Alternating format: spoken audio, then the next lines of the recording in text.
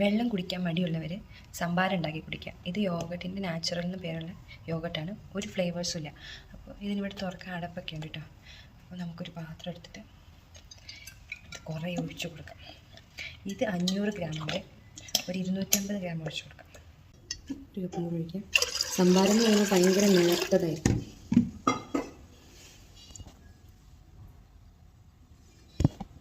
എന്നിട്ട് നമുക്ക് ഉപ്പിട്ട് കൊടുക്കാം.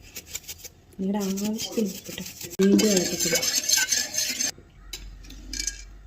നമുക്ക് മുളകും ഇഞ്ചിയും കറിവേപ്പിലയും കൂടി ഇടിക്കാനുള്ള എരിവ് കൂടുതൽ വേണ്ടവർക്കും കൂടുതൽ മുളകിടാമേ. ഇടിച്ചെടുത്തിട്ടുണ്ട്.